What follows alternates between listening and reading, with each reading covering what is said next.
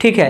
भतार, भतार शब्द एक भोजपुरी का शब्द है, ठीक है। जो भतार शब्द सिर्फ भोजपुरी इलाका के अनुसार शब्द के कितने भेद होते हैं। तो अभी स्वागत है आप लोग की आपके अपने YouTube चैनल मैथ वाला गुरुजी पे।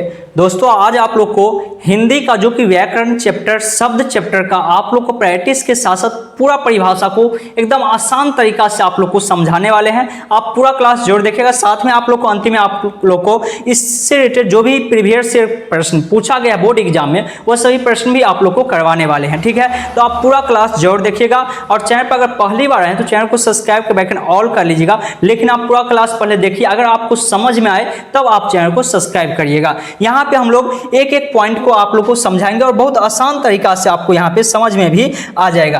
तो हम सबसे पहले ये बचपन से पढ़ते आए हैं और ये देखिए आप किसी भी क्लास में है, सभी क्लास के लिए इंपॉर्टेंट है, ठीक है। लेकिन यहाँ पे जो आप लोग को प्रैक्टिस प्रश्न हम करवाने वाले हैं वो आप लोग को क्लास 12 और क्लास 10 में जो प्रश्न बोर्ड एग्जाम में पूछा गया वो प्रश्न आप लोग को प्रैक्टिस भी साथ में करवाएंगे और खुद आप कमेंट में जवाब दीजिएगा। अगर आप पूरा क्लास देख लेते हैं तो आज के बाद आपको शब्द का कोई दूसरा क्लास आपको देखना ही नहीं पड़ेगा। यहाँ पे देखिए कहा गया शब्द किसे कहते हैं। सबसे पहला प्रश्न है शब्द किसे कहते हैं। जब हम शब्द चैप्टर पढ़ें तो शब्द किसे कहते हैं, तो सबसे आसान परिभाषा हम लोग बचपन से पढ़ते आए हैं, वर्णों या ध्वनियों के सार्थक मेल को शब्द कहते हैं।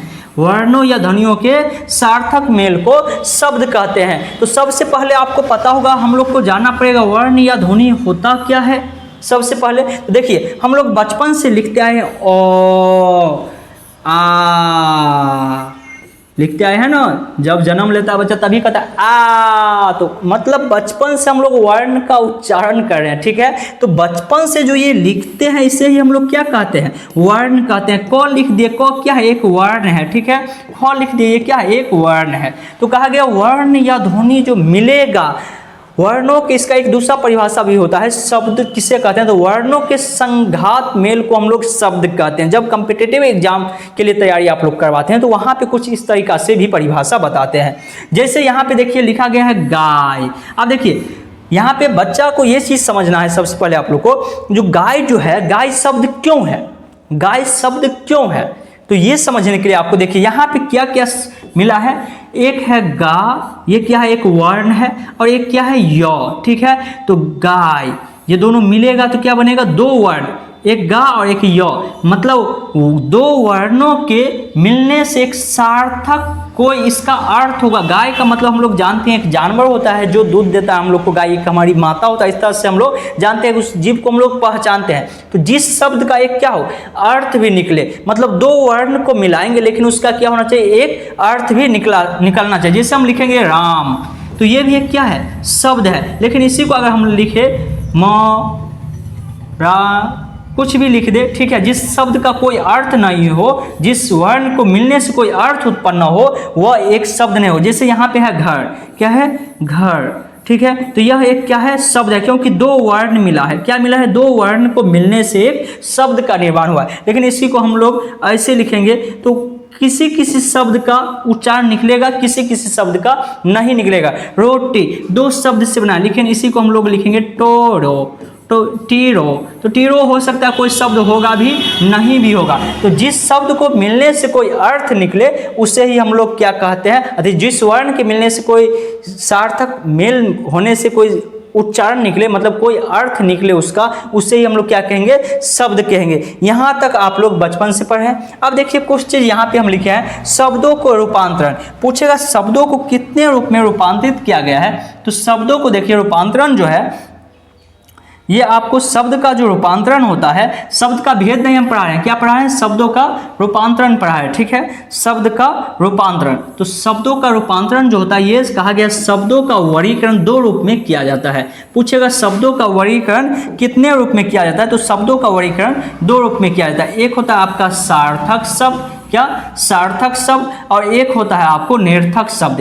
ये हो सकता है बहुत सारे व्याकरण में नहीं भी दिया है, लेकिन आपको पढ़ना है। एक होता है सार्थक शब्द और एक होता है निरर्थक शब्द, दो शब्द होता है। अब देखिए सार्थक शब्द किसे कहते हैं, सबसे पहले आपको ये जानना है। तो सार्थक शब्द यहाँ पे वैसे ही हम आप लोग को बता देते हैं, सार्थक शब्द किसे कहते हैं वो आप लोग को यहाँ पे भेद क्योंकि दिया हुआ है, परिभाषा इसका नहीं लिखा गया है। तो सार्थक शब्द के बारे में हम लोग जानते हैं। यहाँ पे आप वैसे भी समझ सकते हैं, सार्थक शब्द उस शब्द शब्द को कहते हैं, सार्थक शब्द वैसे शब्द को कहते हैं जिसका कोई अर्थ हो, जिस शब्द का कोई अर्थ होगा, सार्थक अर्थ होगा, मतलब जो चीज़ हम लिखे और उसका कोई अर्थ निकले उसे ही हम लोग क्या कहते हैं, सार्थक शब्द कहते हैं। निरर्थक शब्द किसे कहेंगे, तो निरर्थक शब्द उस शब्द को कहते हैं जिसका कोई भी अर्थ नहीं हो, जिसका कोई भी अर्थ नहीं हो। जैसे आप लोग समझ सकते हैं, पानी कहते हैं, कोई व्यक्ति आपके घर पे आया तो बउआ रे जो कि नहीं पानी वानी नहीं आओ, तो पानी और वाणी लिखते हैं, तो पानी तो एक शब्द है, पानी क्या है, एक शब्द है, लेकिन वाणी कोई शब्द ही नहीं है। मतलब यहाँ पे वाणी का कोई मतलब नहीं होता, लेकिन हम लोग कह देते हैं पानी वाणी लाओ, ठीक है। जैसे कहीं पे हम लोग जाते हैं और आपको जैसे खाना देना है तो कह देगा रोटी वोटी लाओ, रोटी वोटी दो, रोटी वोटी दो, तो रोटी का तो अर्थ हम लोग समझे जो खाने के लिए, लेकिन ये वोटी क्या है, इसका कोई अर्थ ही नहीं है। तो यहाँ पे ये एक सार्थक शब्द है, ये एक निरर्थक शब्द है, ठीक है। तो आप समझ गए होंगे, उम्मीद करते हैं, जो सार्थक और निरर्थक शब्द क्या होता है। अगर समझ गए तो आप लोग नीचे कमेंट बॉक्स में बताइएगा जो समझ गए हैं, ठीक है। चलिए अभी बहुत चीज़ आप लोग को समझाना है, आप आगे देखिए। यहाँ पे देखिए शब्द को सार्थक शब्द को 5 भागों में बांटा गया। सार्थक शब्दों को कितना भेद होता है, 5 भेद होता है, ठीक है। यहाँ पे आप लोग को 10वीं क्लास या 11वीं 12वीं क्लास के लिए आपको सिर्फ 3 ही भेद इसमें से पढ़ना है, जिसमें एक पढ़ना है आपको रचना के अनुसार सार्थक शब्द, रचना के अनुसार पढ़ना है, उत्पत्ति या इसी को कहा जाता है जन्म के आधार पर, ठीक है, ये आपको पढ़ना है। और अर्थ के आधार पे नहीं पढ़ना, अर्थ के आधार पे अभी हम लोग नहीं पढ़ते हैं, विकार के प्रयोग के आधार पे पढ़ेंगे, ठीक है, काव्य शास्त्र के प्रयोग के आधार पे पढ़ेंगे, अर्थ के आधार पर पढ़ेंगे। मतलब कि 5 को होता है, 5 भाग में सार्थक शब्द को बांटा गया है, जिसमें से अभी हम लोग को सिर्फ 3 भाग पढ़ना। अगर आप कम्पिटिटिव एग्जाम का तैयारी करते हैं तब आपको 5 भाग पढ़ना पड़ेगा, या आप बीएससी बीकॉम करिएगा, वहाँ बीएससी आप करिएगा या बीए करिएगा तो वहाँ पे जाने के बाद आपको ये चीज़ करना पड़ता है पढ़ना। अगर आप हिंदी से करें तो वहाँ पे आपको ये पूरा डिटेल से आपको पढ़ना होता है। यहाँ पे देखिए कहा गया सार्थक, ये उत्पत्ति के दृष्टि हम लोग सबसे पहले पढ़ते हैं, क्योंकि ये आपके एग्जाम में बार बार पूछता है उत्पत्ति की दृष्टि से शब्द के कितने भेद होते हैं। तो याद रखिएगा,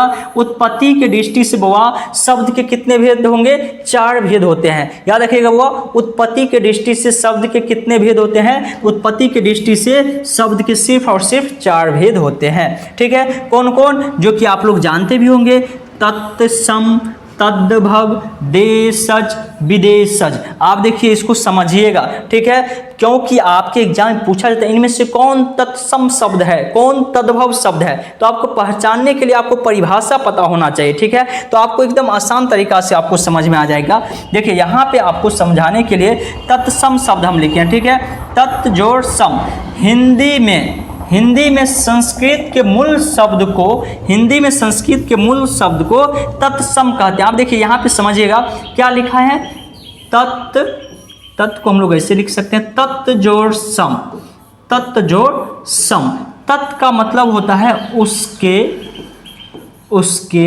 और सम का मतलब होता है, सम का मतलब होता है समान, उसके समान। किसके समान पूछेगा, तत्सम किसे कहते हैं, तो आप डायरेक्ट दिमाग में रखिएगा उसके समान। किसके समान, उसके समान। अब ये नहीं समझ लीजिएगा जो अपने जीएफ के समान, ठीक है। उसके समान कहने का मतलब है वह शब्द जो हिंदी संस्कृत का शब्द है और हिंदी में भी प्रयोग होता है, तो वो अपना रूप नहीं बदलता है, वो अपने आप को नहीं बदलेगा कि अगर हम जैसे थे वैसे ही रहेंगे, हम जैसे थे वैसे ही रहेंगे। जैसे यहाँ पे हम लिखे हिंदी में संस्कृत के मूल शब्द को तत्सम कहते हैं। कहने के लिए परिभाषा ये है, लेकिन समझने के लिए आपको याद रखना पड़ेगा उसके समान। तत् के मतलब उसके मतलब समान। तो देखिए उसके समान जैसे यहाँ पे समझिएगा, जैसे हो जाएगा मान के चलिए बालक। बालक शब्द जो है ये एक संस्कृत का शब्द है। कौन चीज़ है, संस्कृत में आप लोग पढ़े होंगे, बालक बालिका इस तरह से आप लोग पढ़े होंगे, ठीक है। तो ये क्या है, संस्कृत का शब्द है, लेकिन जब हम हिंदी में भी इसका प्रयोग करेंगे तो बालक ही लिखेंगे। तो उसके समान, किसके समान, संस्कृत के समान। मतलब संस्कृत का शब्द हिंदी में जब प्रयोग हो तो उसको हम लोग क्या कहते हैं, तत्सम कहते हैं। संस्कृत का कोई शब्द है हिंदी में भी वैसे ही लिखाता है तो समझ जाइएगा उसे ही हम लोग क्या कहेंगे, तत्सम कहेंगे। जैसे देखिए जगत। जगत एक क्या है? जगत एक संस्कृत शब्द है, लेकिन हम लोग हिंदी में इसका प्रयोग ऐसे ही जगत ही लिखते हैं। फल एक संस्कृत शब्द है, मतलब उसके समान है, संस्कृत के समान है, लेकिन जब हिंदी भी हम लिखेंगे तो फल ही लिखेंगे। पुष्प एक संस्कृत शब्द है, लेकिन जब हिंदी में लिखते हैं तो इसको पुष्प ही लिखते हैं। पुस्तक, पुस्तक भी कहाँ से आया है? संस्कृत शब्द है, लेकिन जब इसको हम लिखेंगे तो क्या लिखेंगे? हिंदी में ही लिखेंगे, हिंदी में भी पुस्तक ही लिखाएगा।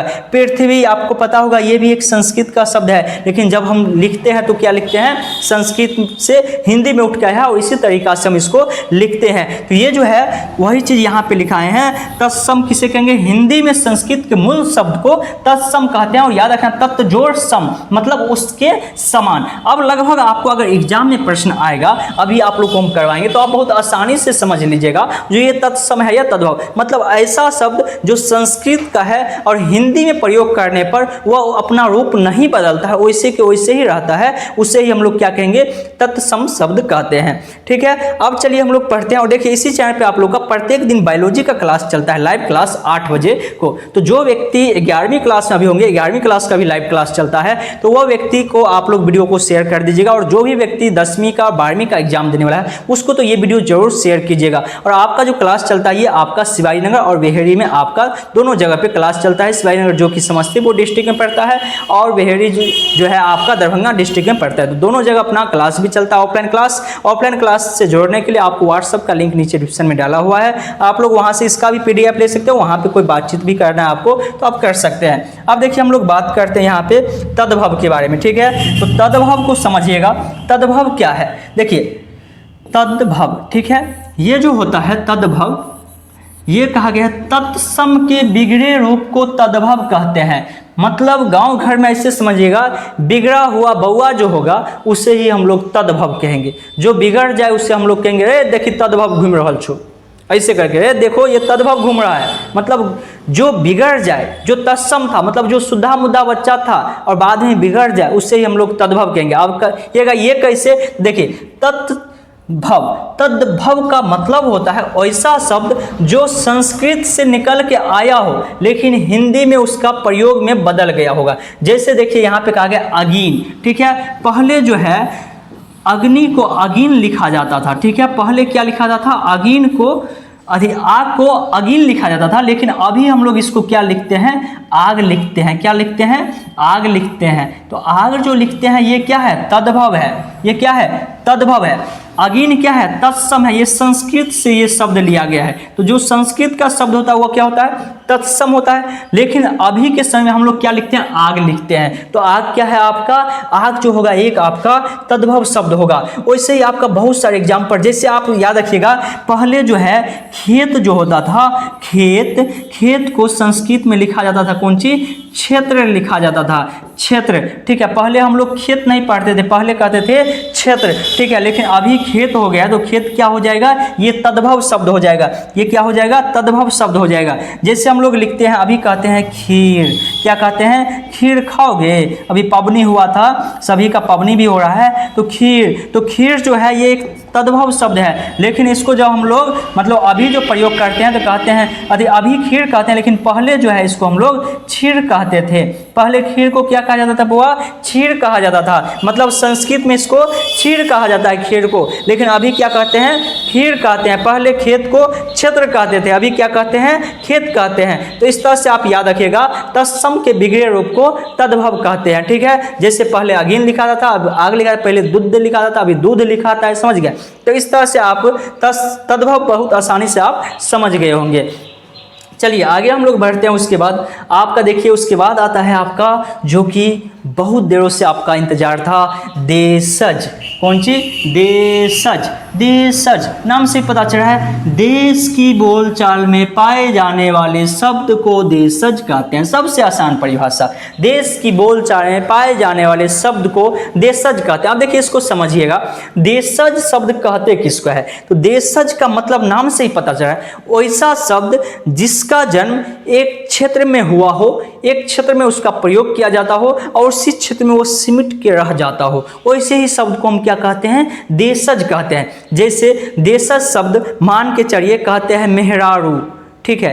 भतार, भतार शब्द एक भोजपुरी का शब्द है, ठीक है। जो भतार शब्द सिर्फ भोजपुरी इलाका में ही प्रयोग किया जाता है, बाहर प्रयोग नहीं। मतलब एक निश्चित इलाका से उत्पन्न हुआ है और एक निश्चित इलाका में ही रह जाता है। जैसे आप कहते हैं कन्या, ठीक है, बहू, कन्या, पत्नी तो हो गया आपका अथी, ठीक है, दुल्हीन, ठीक है, दुल्हीन अपने मिथिला में प्रयोग किया जाता है दुल्हीन। तो ये एक ऐसा शब्द है जो एक निश्चित जगह पे इसका जन्म हुआ है और उसी क्षेत्र में उसका प्रयोग किया जाता है। जैसे हमारे देश का बहुत सारे शब्द है जो सिर्फ मेरे ही देश में बोला जाता है, इसी देश में उसका जन्म हुआ और इसी देश तक वह सिमट के रह गया। तो ऐसे सभी शब्द को हम लोग क्या कहते हैं, देशज कहते हैं। ऐसे सभी शब्द को क्या कहते हैं, देशज कहते हैं, ठीक है। जैसे देखिए डिबिया, कहते हैं डिबिया ला, डिबिया, तो डिबिया जो होता है ये हमारे देश में प्रयोग किया जाता है। फोगनी, तेंदुआ, जिसका जन्म हमारे यहाँ पे हुआ हो जिस शब्द का और हमारे यहाँ पर ही सिमट के रह जाए वह सभी क्या कहलाएगा आपका, वह सभी आपका देशज कहलाता है। वह सब क्या कहलाता है, देशज कहलाता है, ठीक है। चलिए आगे हम लोग बढ़ते हैं। आगे आपका जो है, आगे का जो है वह है आपका विदेशज। क्या है, विदेशज, विदेशी शब्द, विदेशज बनो।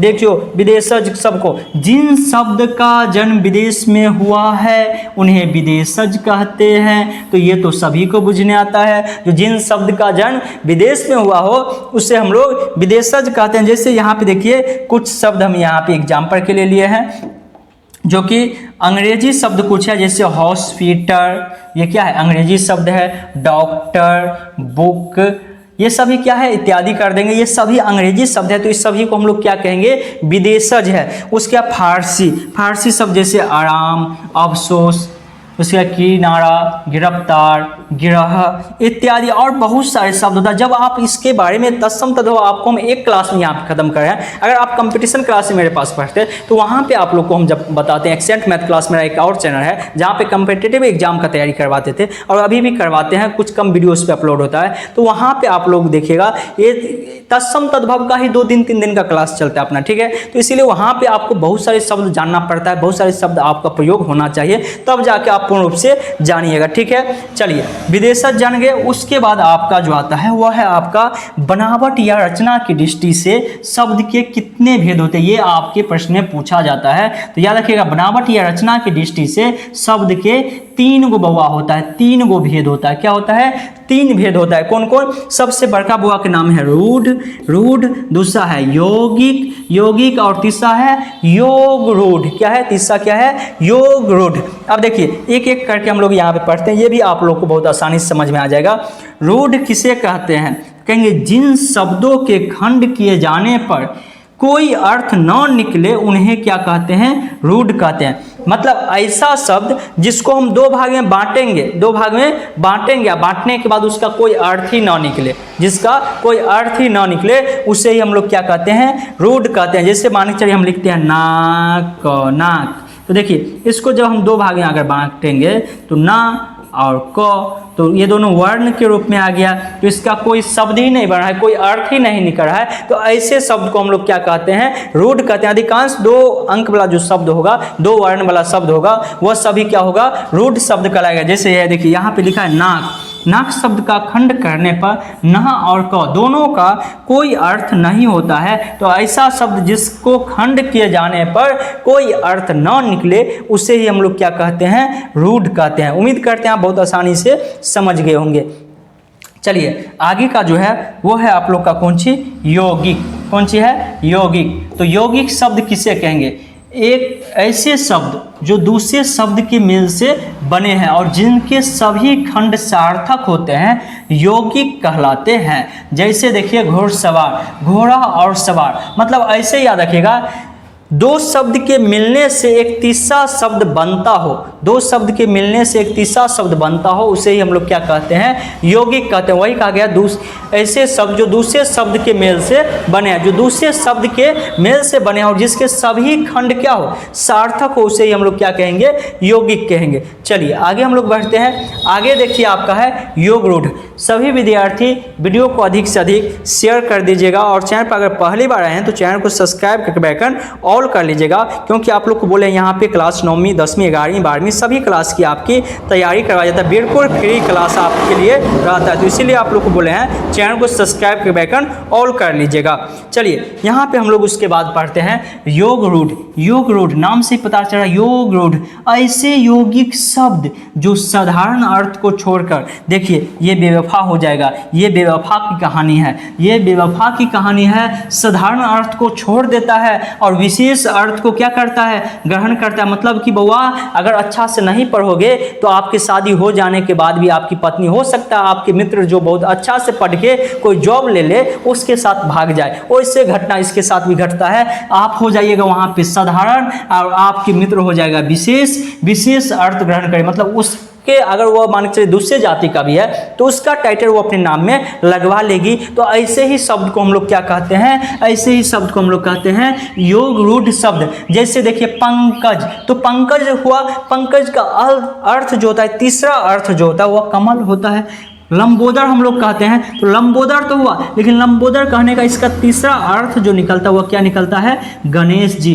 चक्रपाणी जैसे कहते हैं तो चक्रपाणी का एक विशेष अर्थ निकलता है विष्णु जी। ठीक है, तो इस तरह के जो शब्द होता है उसे ही हम लोग क्या कहते हैं, योग रूढ़ कहते हैं। ऐसे शब्द को क्या कहते हैं, योग रूढ़ कहते हैं। ठीक है, चलिए आगे हम लोग बढ़ते हैं। अब देखिए पूछता है रूपांतर की दृष्टि से शब्द के कितने भेद होते हैं। तो रूपांतर की दृष्टि से शब्द के सिर्फ दो भेद होते हैं, एक होता है विकारी शब्द और एक होता है अविकारी शब्द। इसके बारे में समझने के लिए हम लोग को बहुत डिटेल पढ़ना पड़ेगा। यहाँ पे शॉर्टकट में आपको समझाते हैं। विकारी शब्द वे हैं जिनके रूप, लिंग, वचन, कारक और पुरुष के अनुसार बदलते हैं। ये 4 प्रकार के होते हैं। पूछेगा विकारी शब्द कितने प्रकार के होते हैं, तो 4 प्रकार के होते हैं। देखिए संज्ञा, सर्वनाम, विशेषण और क्रिया विशेषण। तो विकारी शब्द को समझने के लिए हम लोग को संज्ञा पढ़ना पड़ेगा, सर्वनाम पढ़ना पड़ेगा, विशेषण पढ़ना पड़ेगा और क्रिया पढ़ना पड़ेगा, तब जाके हम लोग विकारी शब्द को अच्छे तरीका से समझ सकते हैं। तो ये सभी आप लोग को क्लास बारी बारी से चलते रहेगा, सभी क्लास आप लोग को पढ़ाया जाएगा। तो ये आपका जो होगा विकारी शब्द को समझने के लिए चारों चीज को आपको प्रयोग करना पड़ेगा। वहीं पर हम लोग आगे बढ़ते हैं। तो अविकारी शब्द देख सकते हैं, अविकारी शब्द। ठीक है, तो अविकारी शब्द जो होता है ये इसको भी समझने के लिए अविकारी शब्द का अवयव भी कहते हैं। इस प्रकार के शब्द क्रिया विशेषण, संबंधवाचक, समुच्चयवाचक और विस्मयादिबोधक होता है। तो इसके बारे में भी समझने के लिए ये जो होता है ये 8 प्रकार के विकारी शब्द था, 4 प्रकार के, और छोटका भाई जो है वो 8 प्रकार, मतलब विकारी का बड़का भाई का 4 गो धुइया पुता, तो छोटका भाई कहेगा हम क्यों कम रहेंगे, हम दुगुनी 8 गो। ठीक है, तो इस तरह से याद रखिएगा। विकारी शब्द 4 प्रकार का, विकारी 4 प्रकार का और अविकारी 8 प्रकार के होते हैं, जो कि ये आपको सभी पढ़ना पड़ेगा धीरे धीरे। संज्ञा, सर्वनाम, विशेषण, क्रिया विशेषण, संबंधवाचक, समुच्चयवाचक, विस्मयादिबोधक, ये सभी आप लोग को पढ़ाएंगे बारी बारी से सभी क्लास। अब हम लोग चलते हैं। अगर आप अब समझ गए हैं तो आप लोग नीचे कमेंट बॉक्स आप लोग के लिए खुला हुआ है। अभी आप लोग का यहाँ पे हम ऑब्जेक्टिव करवाने वाले हैं, जो कि प्रीवियस ईयर एग्जाम में पूछा गया प्रश्न है। आप नीचे कमेंट बॉक्स में हमको बताइएगा जो इसका आंसर क्या होगा। सभी विद्यार्थी को नीचे प्रश्न देखना है और आपको 1-2 नंबर करके आपको नीचे कमेंट बॉक्स में बताना है जो इसका आंसर क्या होगा। सभी विद्यार्थी फटाफट नीचे कमेंट बॉक्स में बताइएगा। ठीक है, यहाँ पे देखिए सबसे पहला प्रश्न जो है कहा गया है किसी भाषा के मूल शब्द को क्या कहते हैं, और ये इसी बार 2024 में ये प्रश्न 12वीं क्लास के एग्जाम में पूछा गया, 12th के एग्जाम में ये प्रश्न पूछा गया। और एक चीज़ और आप लोग कहेंगे, आप लोग का जो टारगेट बुक है या कोई भी गाइड है उसमें बहुत सारे प्रश्न मिस्टेक दिया है, तो आप ठीक से उसको सुधार कर लीजिएगा। गूगल पे आप कंफर्म हो जाएगा पूछ के, तब याद कीजिएगा। देखिए किसी भी शब्द के मूल शब्द को हम लोग क्या कहते हैं, तो तत्सम कहते हैं। ऑप्शन नंबर ए आपका बिल्कुल सही आंसर हो जाएगा। ऑप्शन नंबर ए जो होगा ये आपका बिल्कुल सही आंसर हो जाएगा। चलिए सेकेंड प्रश्न है, कहा गया निम्नलिखित में कौन सा शब्द विदेशी शब्द है। विदेशज मतलब पूछा गया, ये 2024 इसी बार ये भी प्रश्न पूछा गया था। अभी जितना भी प्रश्न आप लोग को हम करवा रहे हैं ये सभी बोर्ड एग्जाम में पूछा गया प्रश्न है। तो विदेशज शब्द किसे कहते हैं, ISC मतलब साइंस वाले के एग्जाम में पूछा गया था। ठीक है, तो ये देखिए विदेशज शब्द इसमें से कौन है आपको बताना है। क्षीर संस्कृत शब्द है, फूल संस्कृत, अश्व संस्कृत, कैंची। देखिए ऑप्शन डी छटा गया, कैंची जो होता है, ये कैंची जो होता है ये तुर्की शब्द है। कैंची ये क्या है? तुर्की शब्द है। तो यही क्या होगा? इसका विदेशी शब्द हो जाएगा। चलिए आगे हम लोग बढ़ते हैं। आप लोग फटाफट नीचे कमेंट बॉक्स में बताइएगा। कहा गया है जरज। जरज शब्द किस शब्द का उदाहरण है? रूढ़ है या यौगिक है या योग रूढ़ है या विदेशज है? आप लोग नीचे कमेंट बॉक्स में फटाफट बताइए जो इसमें से कौन सा शब्द होगा। ये जो है जलज जो है ये कौन सा शब्द है? आप लोग सभी विद्यार्थी नीचे कमेंट बॉक्स में फटाफट नीचे कमेंट करिएगा, ठीक है। तो उम्मीद करते हैं आप बता चुके होंगे। जलज ये दो शब्द के मिलने से बना है। जल जिसमें हो उसे हम लोग जलज कहते हैं। तो इसे हम लोग क्या कहेंगे? योग रूढ़ कहेंगे। ऑप्शन सी आपका बिल्कुल सही आंसर हो जाएगा। चलिए आगे का प्रश्न देखिए। कहा गया व्युत्पत्ति की दृष्टि से, उत्पत्ति नहीं कहा है, व्युत्पत्ति की दृष्टि से शब्द के कितने भेद होते हैं? बताइए आप लोग 1 2 3 4 कितना होता है? सभी विद्यार्थी नीचे कमेंट बॉक्स में बताइएगा जो इसका कितना होता है। 1 2 3 4 कितना होता है? तो याद रखिएगा उत्पत्ति के दृष्टि से 4 होता है और व्युत्पत्ति के दृष्टि से शब्द के 3 भेद होते हैं। कितना भेद होते हैं? 3 भेद होते हैं, ठीक है। चलिए आगे हम लोग बढ़ते हैं। आगे देखिए कहा गया बनावट के अनुसार शब्द के कितने भेद होते हैं? तो अभी आप लोग को पढ़ा है बनावट या रचना की दृष्टि से शब्द के कितने भेद होते हैं। अगर आपको याद है तो आप नीचे कमेंट बॉक्स में फटाफट बताइए जो बनावट या रचना की दृष्टि से शब्द के कितने भेद होते हैं। देखिए बनावट या रचना की दृष्टि से शब्द के 3 भेद होते हैं। अभी ये बताए थे योग, यौगिक और योग रूढ़। तो वही आपसे प्रश्न में, ये सभी प्रश्न बोर्ड एग्जाम जो प्रश्न है वह है आप लोग को खेत। खेत जो है ये खेत कौन सा शब्द है? खेत कौन सा शब्द है? तो यहाँ पे देखिए ऑप्शन है विदेशज, तद्भव, देशज, तत्सम। आप लोग नीचे कमेंट बॉक्स में बताइए जो इसका बिल्कुल सही आंसर क्या होगा। आप लोग को अभी हम पढ़ाए थे, पीछे आप लोग को अभी हम पढ़ाए थे, तो इसमें से कौन सा ऑप्शन सही होगा? देखिए आप लोग को बताए थे खेत को पहले जो लिखा जाता था संस्कृत में वह क्या लिखा जाता था? क्षेत्र लिखा जाता था, ठीक है। कौन सी? क्षेत्र। और अभी इसको हम लोग क्या लिखते हैं? खेत लिखते हैं, ठीक है। तो इसका जो बिल्कुल सही आंसर हो जाएगा ये आपका ऑप्शन नंबर बी हो जाएगा। इसका मतलब ये शब्द कौन सा शब्द है? तद्भव होगा। कौन होगा? तद्भव। ये इसका बिल्कुल सही आंसर हो जाएगा। चलिए आगे के प्रश्न की ओर हम लोग बढ़ते हैं। आगे के प्रश्न आप लोग देख सकते हैं यहाँ पे आप लोग को दिया हुआ, जो कि आगे के प्रश्न कहा गया है जो आग, आग जो है कौन सा शब्द है? आग देखिए कौन सा शब्द है। तो अभी आप लोग को बताए थे आग को पहले जो लिखा जाता था क्या लिखा जाता था? अगिन लिखा जाता था, ठीक है। और अभी इसको हम लोग क्या लिखते हैं? आग लिखते हैं। तो आप लोग को पीछे ही हम लोग अभी आप लोग को पीछे हम पढ़ाए थे आप लोग को जो आग को पहले अगिन लिखते थे। तो बताइए इसमें से कौन सा ऑप्शन सही हो जाएगा? तत्सम, तद्भव, देशज, विदेशज, कौन सा ऑप्शन बिल्कुल सही हो जाएगा? आप लोग नीचे कमेंट बॉक्स में सभी विद्यार्थी को लिखना है। वीडियो को अधिक से अधिक शेयर कर दीजिएगा अपने दोस्तों के साथ। चलिए इसका जो बिल्कुल सही आंसर हो जाएगा ये भी हो जाएगा आपको तद्भव, क्योंकि इसमें भी क्या हो गया? परिवर्तन आप लोग को देखने के लिए मिल रहा है। तो इसका भी बिल्कुल सही आंसर क्या हो जाएगा? तद्भव हो जाएगा। ऑप्शन नंबर बी आपका बिल्कुल सही आंसर हो जाएगा। चलिए उसके बाद हम लोग आगे बढ़ते हैं। आगे के प्रश्न देखते हैं। आगे है आपका भिक्षा। क्या है? भिक्षा। भिक्षा कौन सा शब्द है? तो देखिए भिक्षा जो है ये कौन सा शब्द होगा ये आपसे पूछा गया है। तो देखिए भिक्षा आप लोग पहले भी देखे होंगे, जब अगर आप रामायण वायन देखे होंगे तो वहाँ पर भी कहता है भिक्षाम देहि। आप लोग देखे होंगे जब रावण आता है सीता मैया को हरण करने के लिए तो वहाँ पे कहता है। यहाँ पे इससे हम लोग ये समझ सकते हैं ये जो है संस्कृत का ही शब्द है, और जब संस्कृत का शब्द होगा तो ये इसका मतलब तत्सम शब्द होगा। मतलब कि तत्सम शब्द है, संस्कृत का है, लेकिन ये अपने रूप में परिवर्तन नहीं करता, ये अपने आप को नहीं बदलता है। हिंदी में भी इसको हम लोग भिक्षा ही लिखते हैं। तो इसीलिए इसका बिल्कुल सही आंसर ऑप्शन नंबर ए हो जाएगा। और ये सभी प्रश्न आपके बोर्ड एग्जाम में पूछा हुआ है, ठीक है। आगे के प्रश्न की ओर हम लोग बढ़ते हैं, जो कि आगे के प्रश्न आप लोग देख सकते हैं, जो कि यहाँ पे दिया हुआ क्या? आगे के प्रश्न में कहा गया है पंख। पंख कौन सा शब्द है? तो पंख देखिए यहाँ पे तत्सम, तद्भव, देशज, विदेशज क्या होगा? फटाफट आप लोग नीचे कमेंट बॉक्स में बताइएगा। देखिए आपको बता दे पंख जो है ये आपका तद्भव पर होगा। क्या होगा? तद्भव हो जाएगा, ठीक है। इसका आंसर ऑप्शन नंबर बी हो जाएगा।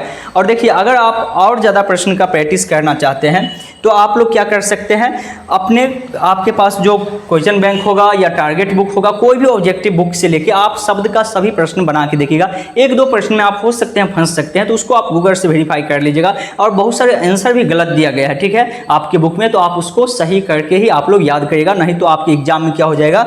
आपको फिर मिस्टेक हो जाएगा। आगे जो प्रश्न है आगे प्रश्न है नहीं आपको यहाँ पे, ठीक है। तो आप लोग को क्या करना है, आप लोग नीचे कमेंट बॉक्स में अपना प्रश्न दे सकते हैं और आपस में डिस्कस कर सकते हैं जो उसका बिल्कुल सही आंसर क्या होगा। अगर आपको ये क्लास समझ में आया है तो आप नीचे कमेंट बॉक्स में लिखिएगा, जो नेक्स्ट क्लास भी दीजिए। तो आप लोग को इसके बाद आप लोग को हम सर्वनाम, संज्ञा, ये सब विशेषण, क्रिया विशेषण, धातु, उसके आपका धातु के बाद हो गया समास, समासार का ऐसा गजब गजब ट्रिक आप लोग को देने वाले हैं, जो आप सिर्फ देखिएगा और आप बताइएगा इसका आंसर ये होगा, जो कि आपके बोर्ड एग्जाम में आप आसानी से हिंदी में आपका व्याकरण का जो 45 नंबर का प्रश्न पूछता है उसमें आपको, हमको लगता है आप एक भी प्रश्न को गलत नहीं कीजिएगा, ठीक है। आप अगर पूरा व्याकरण पढ़ लेते हैं तो चलिए हम लोग मिलते हैं नेक्स्ट वीडियो में, तब तक के लिए जय हिंद, जय भारत।